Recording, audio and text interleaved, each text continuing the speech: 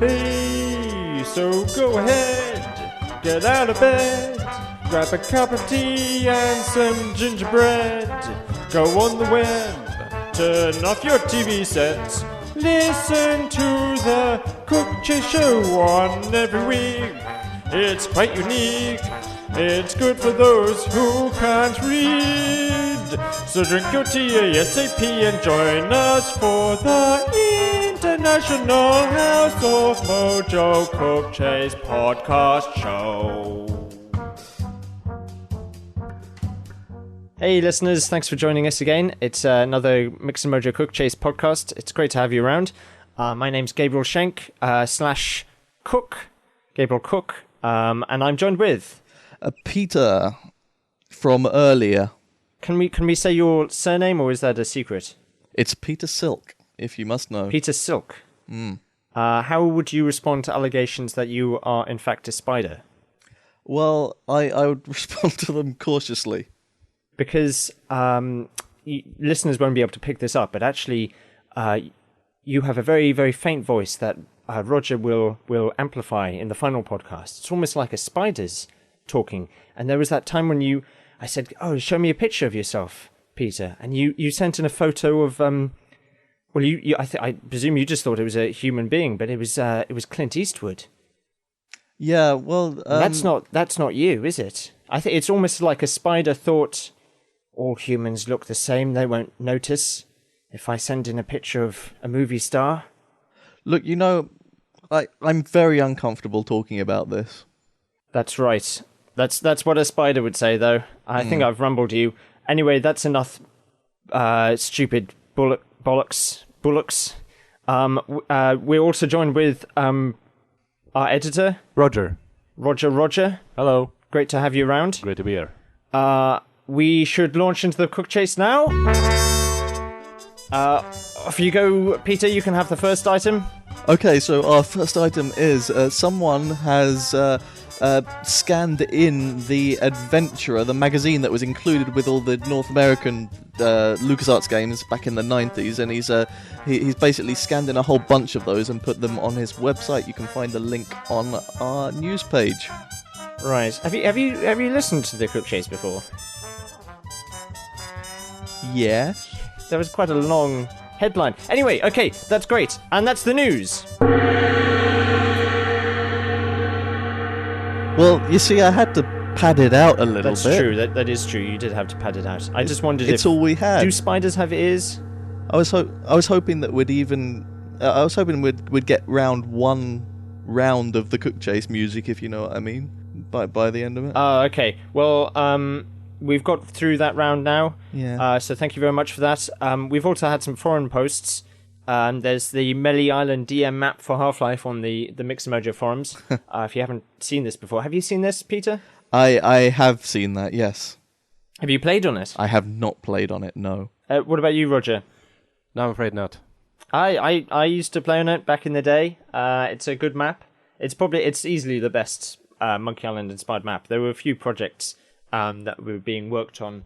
Plunder 3D, for instance. Yeah. Plunder Island in Half-Life. I briefly worked on that one. Did you? What did you do? I made I think I did anyway. It was one of those projects. I made a chicken crossbow sound, but it never came to light. One sound. How did you make that? With a real chicken? I think I stole a chicken sound from Monkey Island and added a thunk sound, which I made up somehow. Right, I think there was that with the Plunder 3D by Greg D. Because it was quite ambitious. Yeah. I wondered if anything actually got made and if we could play any part of that, but probably not. But yeah, Melee Island 3D is great for the first Half-Life game. We should really set up a tournament or something. Maybe someone else will do it for me, which would be nice. And there's also a hot topic. I've got something to say. Hot topic. I've got an opinion. Hot topic. Let me tell you about it now. Hot topic. On the forums is the Monkey Island Special Edition combo pack. Yes. Yeah. Have you played this? Have you played this game called Monkey Island? I have played both of them. You know, the ones that were made special editions of. Yeah. Yeah. Do you think you're going to get the combo pack? Well, I've already got the special editions. The second one I've got on 3 different formats. So I like LucasArts. You're not made out of money. I like old LucasArts anyway, but I don't want to give them any more of my money for Monkey Island. Yeah. No more of your silk. No, no more of my silk. Your bottom's all worn out from providing silk to them. Which is, of course, my currency, yes. Yeah, I mean, I sort of agree with you, although the soundtrack is pretty tempting, although presumably Lascherschwart, is that how you pronounce his name? Lascherschwart? I think Laserschwert is something more like it. Lascherschwert. Yeah. Ah, you speak so German. A little bit. Tiny little bit. I'm fluent in German, actually. I'm gonna say I'm gonna do the rest of the podcast in German. Okay. Okay. Jessen, einen Monkey Island. Okay, I'm going to stop you there. Yeah. Was it too much for you? You couldn't understand me. Some of that might not have been quite exactly German. Maybe it's new German. Maybe it was Dutch speaking. I studied German quite a long time ago. It's probably changed. Sorry. I didn't mean to step on your toes there. That's all right. You're probably right. Actually, the concept art viewer on the Monkey Island 2 Combo Pack edition has a different version of the Monkey Island 2 Special Edition cover with a different version of LeChuck, which is quite exciting for nerds like us. Well, and also it has all the soundtracks on there. But the way you listen to them is kind of a bit wanky. It's, what we really wanted was pop in a CD to listen to in the bath, but instead we've got some kind of weird player. Well, it's all MP3s now, isn't it? Anyway, is it? I think it's OGG. It's weirdly, it's being discussed on the forums. It's a hot topic. Oh. Everyone has an opinion about it. They've done it in OGGs, which is quite good. It's better than MP3, isn't it? Well, I think it's much of a muchness. I worry that a lot of people have a sort of placebo effect with these compressed formats and think they're hearing different quality when they only think that, and they're not actually really hearing better quality.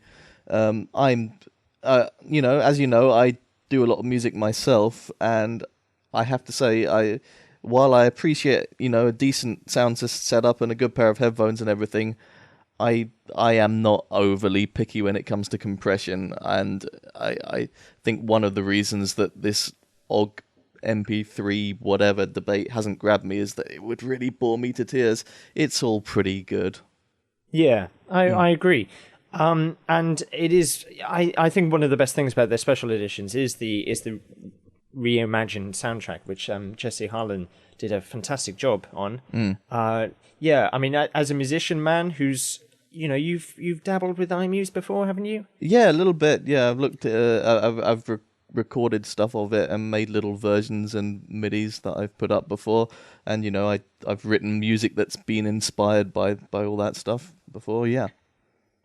We should play a little clip of that.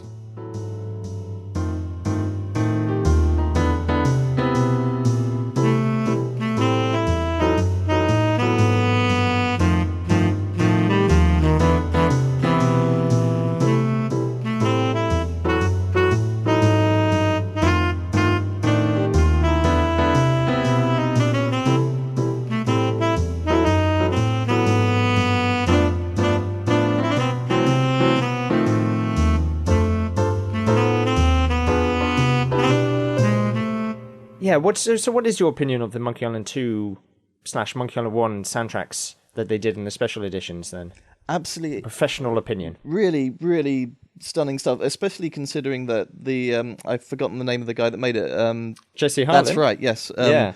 Especially Mr. Smoothie Man. Because he was never really, he wasn't a Monkey Island fan, so he was coming to the material fresh, but he really seemed to have a good understanding and feel for how those pieces should come out. They really do sound like they were made by people who have a passion for the series, even though he was coming to it fresh. So I have no complaints about the updated soundtrack. It's everything I would have wanted. Yeah, I mean, he had to reconstruct it at points as well. Yeah, just from ear almost. I mean, it's actually, I haven't played Thrillville, but it's I'm kind of tempted to play it because they put a lot of effort into the soundtrack there as well. I think Jesse Harlan did that as well. I think actually the one thing that LucasArts has been consistently good at from the old days to the present is vocal work and soundtracks. Yeah. They haven't really dropped the ball on those two areas. They're still probably amongst the best in the business for those. And of course with Monkey Island 2 they had so much more of a challenge, not just because it's huge. It's a massive soundtrack. There are whole pieces a few minutes long which are only used in one screen that you go in for 30 seconds. But because of all the iMuse stuff in it, and they couldn't recreate that exactly, moving from MIDI to digital audio. The little things that they did with iMuse in Monkey Island 2, the original, were much more intricate in places, but they did a decent job, at least after they patched it a bit, of recreating some of that. There were some little problems with the cues initially, but I think they managed to fix most of those in patches. Yeah, they did more of it than I expected before I played it. But it's a shame about the MT32 mode in the classic version. They completely dropped the ball on that one. Oh yes, they recorded the wrong instruments. Is that right? Yeah, the MT32. You can program it to with new instruments, and you can change the order of the original instruments. The Monkey Island 2 did all that. Right. But you have to send special data to it, and I didn't do that before playing the MIDI, so everything was basically wrong. Yeah. Those crazy fools.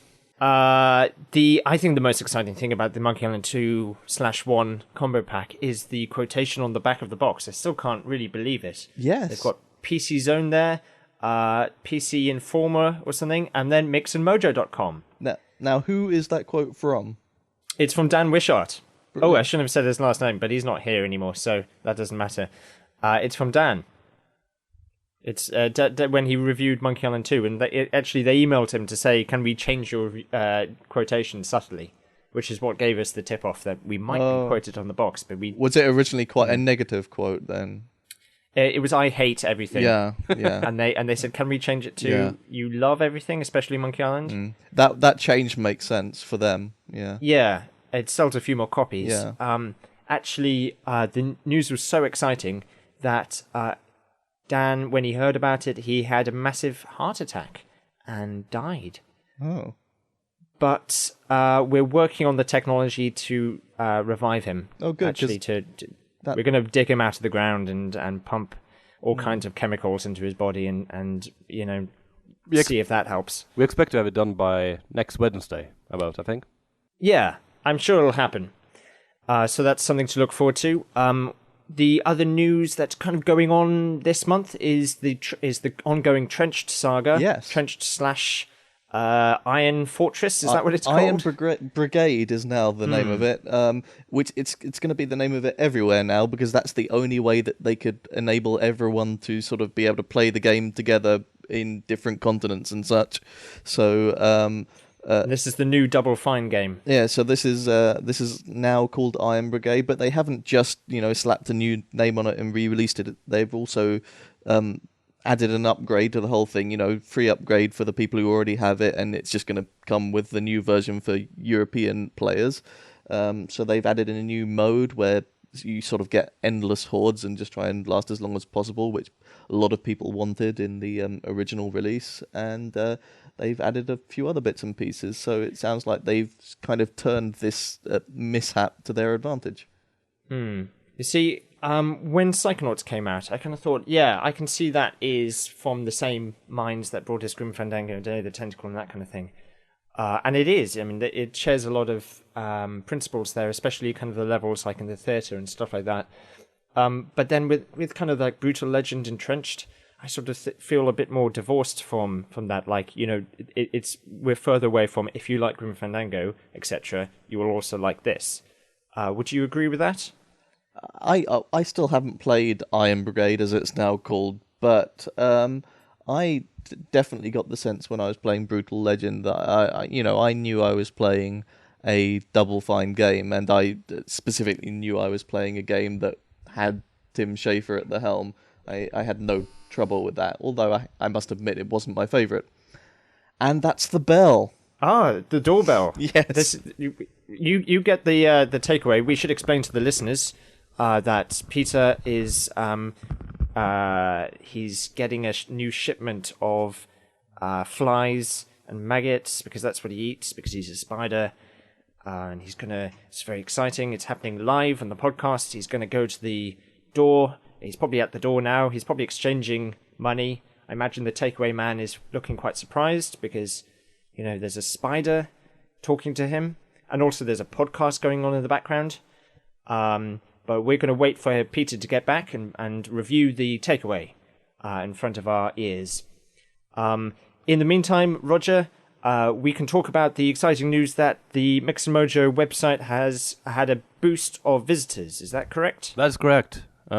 We'd like to say that was because of the combo pack quotation, but it's not. It's not. That gave us, nothing. It's because we were stumbled upon, so to speak. Yeah.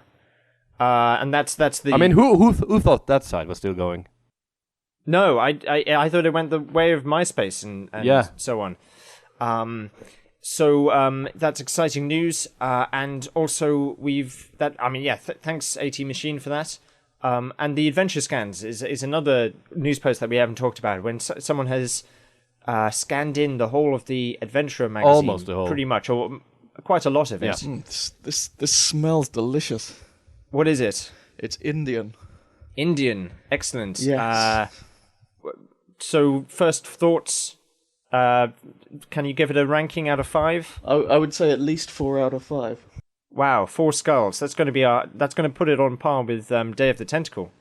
Certainly will. Not Maniac Mansion though. That got 5.